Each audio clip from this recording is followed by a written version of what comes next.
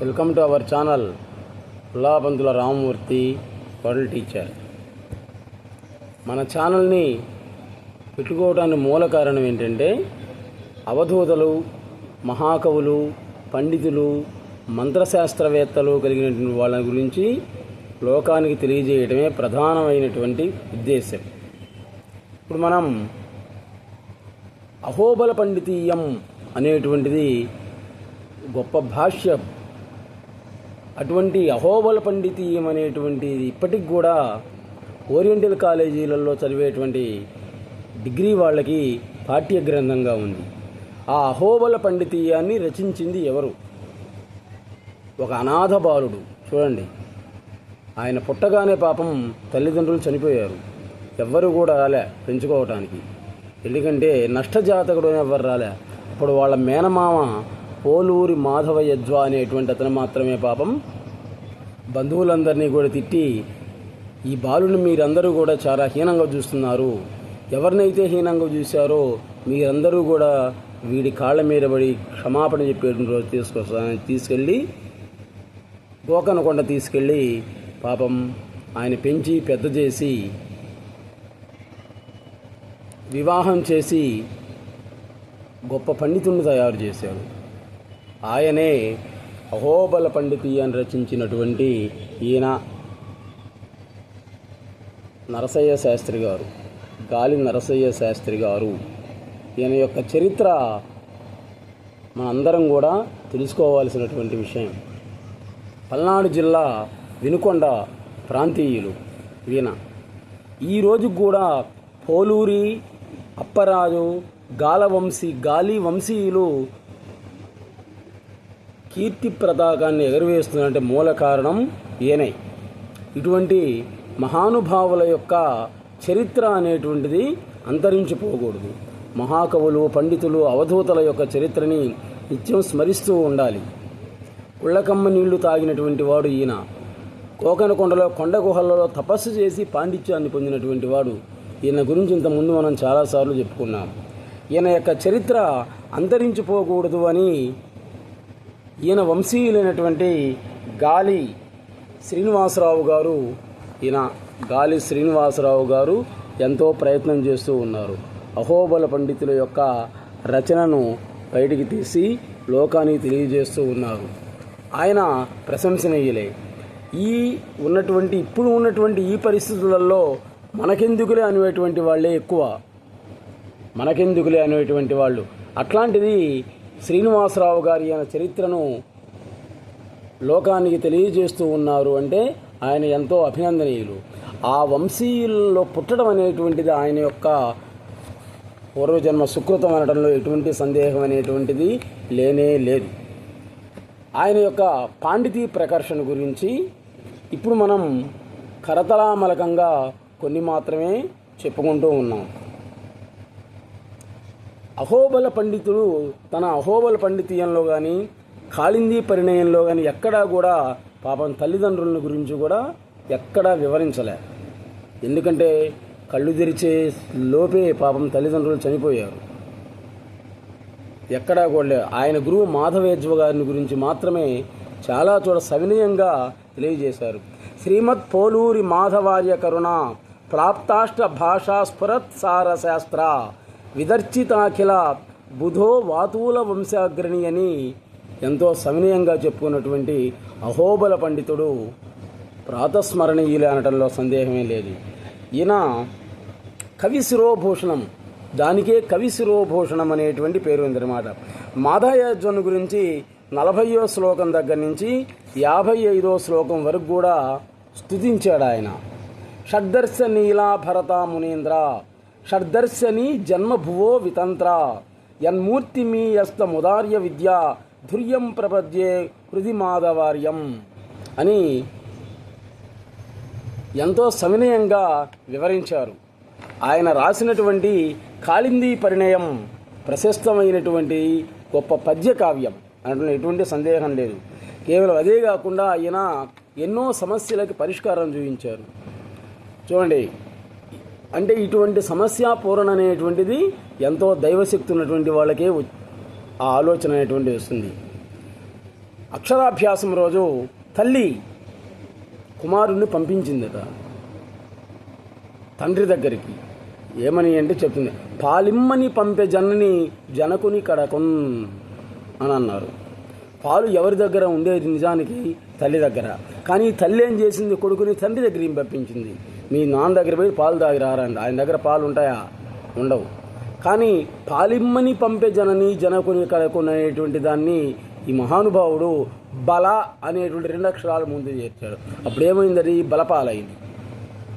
చూడండి, అక్షరాభ్యాసం రోజు ఓం నమ శివాయ అని మొదలు పెడతారు కదా.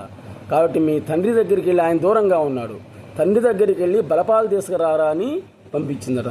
పాలిమ్మని పంపే జనని అనేటువంటి దానికి బలపాలిమ్మని పంపే జనని అని పూర్తి చేసిండే మహనీయుడు, దైవశక్తి కలిగినటువంటి మంత్రబలం కలిగినటువంటి మహనీయుడు ఈ నరసింహశాస్త్రి గారు. ఆయన వినుకొండ ప్రాంతీయుడు అనేటువంటిది ఆయన వాళ్ళ యొక్క అదృష్టం. ఇప్పటికి కూడా గోకర్ణకొండలో ఈయన తపస్సు చేసిన కొండ గుహలలో తపస్సు చేసిన ప్రదేశం ఉంది. అక్కడ ఆయన విగ్రహాన్ని స్థాపించవలసిన బాధ్యత ఆ వంశీయులకి, ఆ ప్రాంతీయులకు కూడా ఉంది. అగ్రహారం, గోకర్ణకొండ అగ్రహారం అన్నమాట. ఈయన వల్లనే వచ్చింది. ఈయన ఇంకోటి కూడా, కుచద్వయంబును కోసిమ్మని పంపజనని జనకుని కడకున్ ఇంకో సందర్భంలో చెప్పారు. కుచద్వయం కోసిమ్మని పంపే జనని జనకుని కడకుని కొడుకుని పంపించింది. మరి మీ నాన్న దగ్గరికి వెళ్ళి కుచద్వయాన్ని కోసుకురారా అని. చూడండి ఎంత క్లిష్టమైనటువంటి సమస్య. ఇప్పుడు ఆయన లీ అనేటువంటి ఒక అక్షరం ముందు పెట్టాడు. అప్పుడు ఏమైంది? అది లికుచద్వయంబును. సంస్కృతంలో లికుచం అంటే నిమ్మపండు, నిమ్మకాయల తోట ఉంది. అక్కడికి వెళ్ళి మీ నాన్న దగ్గరికి వెళ్ళి నిమ్మకాయలు తీసుకురారా అని పంపించింది. ఈ విధమైనటువంటి పాండితీ ప్రకర్ష ఉండడం అనేటువంటిది ఎంతో దైవశక్తి కలిగినటువంటి వాళ్ళకే కానీ సామాన్యులకు రాదు.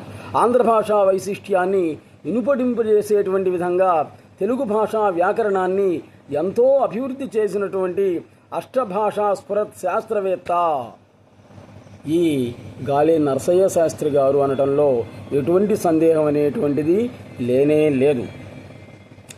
కాళిందీ పరిణయం అనేటువంటి దాని పద్యకావ్యాన్ని రాశాడు ఆయన. దాంట్లో ఎన్నో విషయాలని వివరించాడు.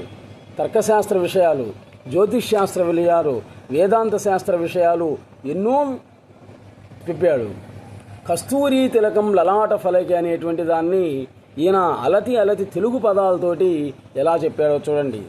మృదుల ఫాలమునందు మృగ మదంబు ధరించి రొమ్మున చారు రత్నంబు భూని నాసికాగ్రమునందు నవమత్తికము భూని కరముల రత్న కంకణము భూని కరతలంబున వేణు కాదండంబు ధరించి నెమ్మేన హరిచందనంబు నలది కంఠదేశమునందు ముక్తాస్రజంబు గూర్చి రాణించు పీతాంబరములు గట్టి కొంత దడువు శిఖంబు కోమలాంగి ఆత్మనాయక కమలా సహాయ వేష సముచితాలంక్రియా వస్తు సమితి గొనుచు ఆర్తిచే కొంత శోభన కవియుగని అని తన కాళిందీ పరిణయంలో వివరించాడు.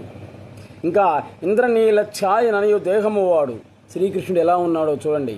ఇంద్రనీలఛాయనలో దేహము వాడు, ముద్దు గొలికుడు నవ్వు మోమువాడు, ఘనశంఖ నిభమైన కంఠంబు గలవాడు, చక్కని వెడద వక్షంబువాడు అని చెప్తూ చక్కదనములకిల్లడై జరుగువాడు.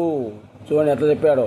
చక్కదనములకిల్లడై జరుగువాడు, కలదన్న కలవాని కలియజేరి కరమున సుడికాలు కలుగువాని అని శ్రీకృష్ణ పరమాత్మ యొక్క స్వరూపాన్ని గురించి ఎంతో వివరించారు ఆయన. భట్టుమూర్తి వసుచరిత్రలో లలనా జనాపాంగ అనేటువంటి పద్యాన్ని ఈయన ఎలా చెప్పారో చూడండి. కేళీరత కుమారి కాళీకృత విలాస పాళీరు చురుకుంజ భాసురములో అంగీకృత స్వాన సంగీత మత్తస రంగీయుత సరో విరాజితములు నానామణి ప్రభ నూనామణి సదా ధీనామి తాద్రి సమానితములు గంగానదీ కీర్తి భంగానుగతమహ భంగాపహ గాలి సంగతములు సురుచిరామర భూరుహ సుమరువిరచ గర్భిత విరాగ సరస్వతి కరుపరయోగ లగ్న శాఖ మహీరు ఉగ్రహములో ఠీవిజలు వంచు అచ్చటి లీలావనములు అని ఎంతో చెప్పి ఈయన దీంట్లో ఉపమాలంకారాలు, శ్లేషాలంకారాలు, అర్ధాంతరన్యాసాలంకారాలు ఎక్కువగా ఉంటాయన్నమాట. ఈయన చెప్పినటువంటి అహోబల పండితీయం కాళిందీ పరిణయంలో. కన్యావరయతే రూపం అంటారు వివాహ విషయాల్లో. దాన్ని నేను ఎలా చెప్పాడో చూడండి. ఇప్పుడు ఈయన చెప్పినటువంటి ఈ పద్యాలకి మళ్ళీ తిరుగు చెప్పాల్సిన అవసరం ఉండదు. కారణం ఏంటంటే వేమన శతకం లాగా ఉంటుందన్నమాట. ఉప్పు కప్పూరంబు ఒక్కా పోలిక నుండు చూడా చూడా రుచుల జారవేడు అని చెప్పాడు మహానుభావుడు రెడ్డి గారు, వేమారెడ్డి గారు. అలాగే ఈయన పద్యాలు కూడా ఉంటాయి. కాబట్టి పద్యం చదువుతుంటేనే మనకు తెలుగు పదాల యొక్క గొప్పతనం అనేటువంటి తెలుస్తుంది. ఏం చెప్పారు? తల్లి ధనాఢ్యు సశృతిని తండ్రియు బంధులు సత్కులీనుగా నెల్లలు రోబర ప్రదని నెన్నగ కన్య రూపవంతుని నెల్లడగోరు అన్నియును నేర్తెర కలిగిన కృష్ణులేర్పడే జల్లము రంజిలంతనకయో చెలి ఇట్టే యోగమారగం. చూడండి ఏం చెప్పాడు. తల్లి తన అల్లుడు బాగా ధనవంతుడా కాదా అని కోరుకుంటుందరు, అంతే. తన కూతుర్ని బాగా ప్రేమిస్తూ సుఖపెట్టేటువంటి వాడైతే చాలు అనుకుంటుంది తల్లి. కానీ తండ్రి ఏమనుకుంటాడు? విద్య ఉందా లేదా అనుకుంటాడు. విద్య ఉంటేనే అన్నీ వచ్చేది.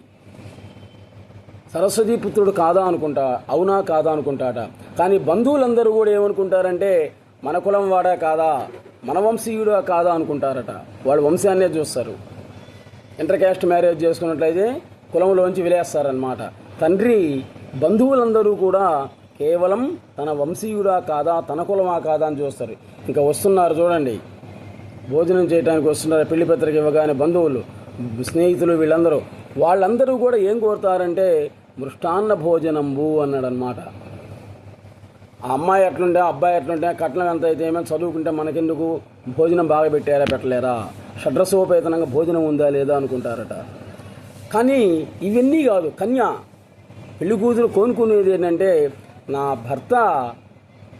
భర్తని అందరూ కూడా గౌరవించాలి, మేమిద్దరం కూడా వెళుతూ ఉంటే అందరూ కూడా మా అన్యోన్య దాంపత్యాన్ని ఆనందించాలి అని కన్యా వరయతే రూపం అని చెప్పుకొచ్చాడు మహానుభావుడు గాలి నరసయ్య శాస్త్రి గారు. పితా రక్షతే కౌమారే భర్త రక్షతే యవ్వనే నా స్త్రీ స్వాతంత్రం అర్హదని మనుధర్మ శాస్త్రంలో మనువు చెప్పాడు. దాని గురువుగారు ఏం చెప్పారో చూడండి. బాల్యమున మాత పితరులు ప్రాయమునను మగడు ముదిమిని తనయుడు మగువ కరయ అదిపులగుదురు తదధీన ఎగుటగాన మానవతులకు తమ ఇచ్చ మలయ జనదు. కాబట్టి స్త్రీకి అతిస్వేచ్ఛ అనేటువంటిది ఇవ్వకూడదు అని చెప్పాడు. స్త్రీ మీదనే ఆధారపడింది కాబట్టి అందుకని అతిస్వేచ్ఛ అనేటువంటిది పనికిరాదు అని చెప్పారు అనమాట. చిన్నతనంలో తల్లిదండ్రులు రక్షిస్తారు, యుక్త వయస్సు వచ్చిన తర్వాత భర్త రక్షిస్తుంటాడు, తర్వాత ముసలి వయసు వచ్చేసరికి కొడుకు కూతుళ్ళు వాళ్ళు రక్షిస్తూ ఉంటారు. కాబట్టి స్వేచ్ఛనివ్వచ్చు, అతి స్వేచ్ఛనివ్వకూడదు అని కాళీ నరసయ్య శాస్త్రి గారు ఎప్పుడో వివరించి చెప్పారు. ఇంకా ఇందులో వేదాంత సాంప్రదాయం, వైదిక స్తుతి, పరతత్వ సాధన, వ్యాకరణ ప్రతిభ, సంస్కృత వ్యాకరణ మర్యాద గురించి చెప్పాడు. ఊ ప్లస్ ఊ ఊ, రు ప్లస్ రు రు, ఆ ప్లస్ ఆ దీర్ఘాలన్నీ కూడా అలా వస్తే దాన్ని సవర్ణ దీర్ఘ సంధి. అకహ సవర్ణే దీర్ఘ వ్యాకరణ మర్యాద చెప్తున్నాడు చూడండి ఇక్కడ. సంస్కృత వ్యాకరణ మర్యాద ఊకారంబు సవర్ణ దీర్ఘ యుగళి యుక్తంబుగా వింపుజన్ చోకన్ హ్రస్వముఖ స్వరాంకముల దా సూత్రంబు నన్మాటగా వ్యాకర్తవుముని మద్వచస్సరణి ఉత్వం బచ్చటం మానసం ఊకారాకృతి త్రిప్రకారముగం రోయన్ కాల విద్వాంసములని తన కాళిందీ పరిణయంలో వివరించాడు. ఇంకా ప్రాకృత వ్యాకరణాన్ని గురించి, ఛందశాస్త్ర సమాధరణ గురించి మత్త మయూరసన్మత్త కోకిల హంస పద భృంగ విలసిత భ్రాజితంబు మంజుల సుగంధి మాలిని రంజితంబు అసమ శార్దూర్ల విక్రీడి తాంచితంబు లలిత సమగుచ్చ పరిమిళారాజితంబు సుకవి కవనంబు నా బూరి సొబగుగాంచు అని అలతి తెలుగు పదాలతోటి తన కావ్యాన్ని వివరించినటువంటి వాడు. చంద్రుల్లో మత్స అనేటువంటిది ఉంది, దాని గురించి చెప్తున్నాడండి మహాకవి నరసయ్య శాస్త్రి గారు. ఏం చెప్పాడో చూడండి. అంటే క్షీర సముద్ర మథనం అప్పుడు లక్ష్మీదేవి ఉద్భవించింది, తర్వాత చంద్రుడు వచ్చాడు. అంటే చంద్రుడికి లక్ష్మి అక్క అవుతుందన్నమాట. ఎంతోమంది చెప్పారు చంద్రుడిలో ఉండేటువంటి మచ్చను గురించి, ఎంతో వివరించారు. కానీ ఈయనలాగా వివరించే కవీశ్వరుడు ఇంతవరకు కూడా జన్మించలేదన్నమాట. ఈయన మృతజీవుడే, చనిపోయినప్పటికి కూడా జీవించి ఉన్నటువంటి వాడే అనటం ఎటువంటి సందేహం లేదు. చూడండి ఏం చెప్పాడంటే, రాత్రిపూట తిరుగుతూ ఉంటాడు, తన తమ్ముడైనటువంటి చంద్రుడు చాలా అందగాడు. పైగా ఆయన మీద ఎవరి కన్నుపడకుండా ఉండటానికి, దిష్టి తగలకుండా ఉండటానికి వాళ్ళ అక్క నీలపు రంగు రేకు రక్షగా కట్టిందట. అది అందువల్ల చంద్రుడిలో మచ్చ అనేటువంటిది ఏర్పడింది అని తన యొక్క అహోబల పండితీయంలో వివరించారు.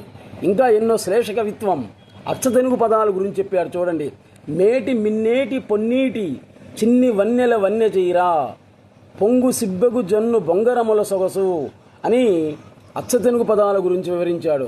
విప్రంభ శృంగారాన్ని గురించి వివరించాడు. ఎన్నో విషయాల గురించి నవరసాలతో కూడుకున్నటువంటి కావ్యాలు వర్ణించాడు ఆయన.